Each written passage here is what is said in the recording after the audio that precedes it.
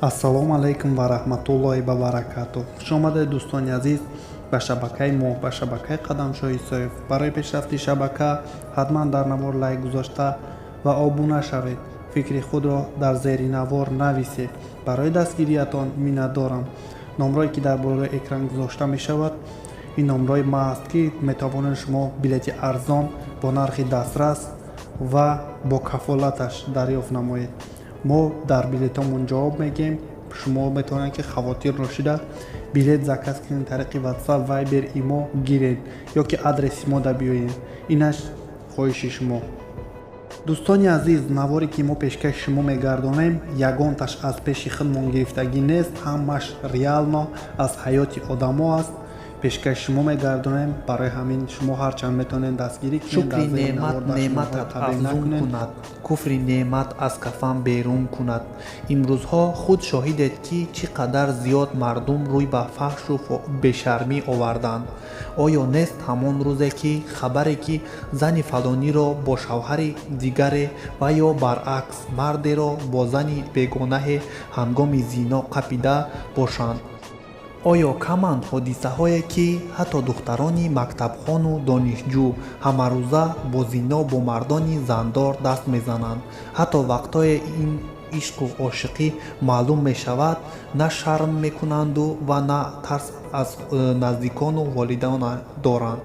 ин ҷо албатта сухан дар бораи фаҳшу фоҳишагист, аммо зиёдтар дар куфрону неъмат аст.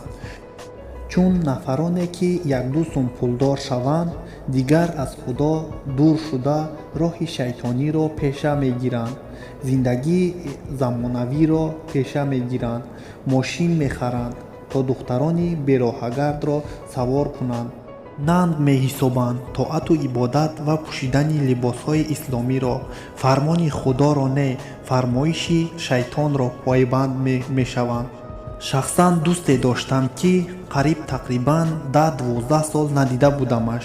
чун як рӯз вохӯрдем, ӯро ба як пиёла чой даъват кардаму ӯ таърифро сар кард. миллионҳо доллар доштам, якчанд хона доштам, 2-3 зан доштам, мошини пеши пеш доштам ва якамтар шикаст хӯрдаму ҳамааш рафт. бародар, аз ҳамин миллионҳо дар роҳи худо чӣ амал кардӣ? оё роҳе сохтӣ, масҷиде сохтӣ, мактабе сохтӣ, ягон ятимонро хонадор кардӣ, ба хешу табор хайр кардӣ, ба камбағалон хайр кардӣ? чӣ амали нек кардӣ? пурсидам. дар ҷавоб гуфт: ӯ вақт ҳама ёру рафиқони атрофам будагиҳо ай худо дур буданд. гаштем кайфу сафо карда, ҳамарӯза духтарҳои нав ба нав бурда оварда, ҳамарӯза то $1000 сарф мекардем. як касе набуд ки маро насиҳат кунад. дар роҳи худо ана ин корро кардан хубай. ҷавоб дод. маълум шуд ки ҳамон дӯстони улфатӣ як қисми пулу молашро бурданд, як қисмаш дар савдои бебарор барбод рафтаанд ва инак ӯ қарздор шудааст. ҳатто акнун хона надоштаасту иҷоранишин будааст. боз баҳона пеш меорад ки нафаре набуд ки маро насиҳат кунад. гӯё ки ӯ худ ақл надошт ва эмон надошт. шукронаи худоро ки ба ҷо наовардӣ, ҳама пулу молат барбод рафт.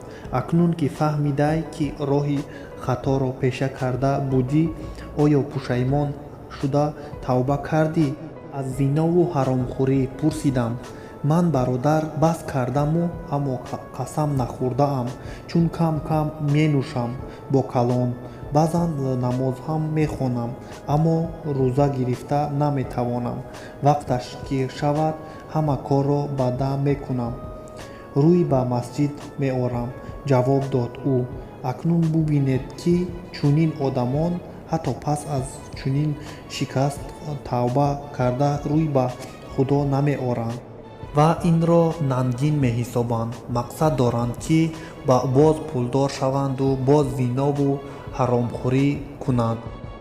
дигар ин ки зиёданд оилаҳое ки гӯё пешрафтаанд. онҳо зиндагии замонавиро пеша карда аз кӯдакӣ ба фарзандони либосҳои нимӯриён мепӯшонанд, тарбияи замонавӣ медиҳанд, худ на шарм доранду на ҳаё, гӯё ки бо мардону занони бегона ба даст салом карда танҳо рӯ ба рӯ нишаста шабҳо гашту гузор кино рафта ин пешравӣ бошад.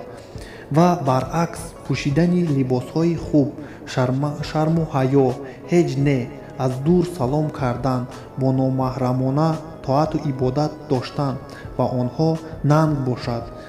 аммо ҳеҷ як амали бад беподош намемонад. албатта ҳам дар ин дунёву ҳам дар охират мегирӣ подошти амалатро. мисли як марди тоҷир аз пулу зиёд гӯё маст шуд. ӯ аз роҳи ҳақ рӯй гардонду рӯй ба роҳи шайтонӣ овард. зану фарзандонашро ба шаҳр кӯчониду зиндагии замонавиро пеша кард. ба ҳар як зану ду духтараш хонаву мошин харида дод. ягона писарашро ба хориҷа ба хондан равон кард. ҳамарӯза шабнишиниҳову ташкилиҳо меорост. ва акнун ба ӯ фарқ набуд ки бо мардони бегона зану духтаронаш менишинаду ва ё ӯ бо занҳои номаҳрам медигаре. ӯ рашк дошт ва на шарму ҳаё, даюсе беш набуд. худованд сазояшро доду ҳам дар тиҷораташ шикаст болои шикаст омад ва ҳам аз бонкҳои пулии калон қарздор монд. вақте хост ки ҳавлияшро фурӯхта қарзҳояшро диҳад, занаш шарт гузошт ки як қисми пули ҳавлиро ба ӯ диҳад. он вақт розӣ мешавад. маҷбур шуд ва чунин ҳам кард.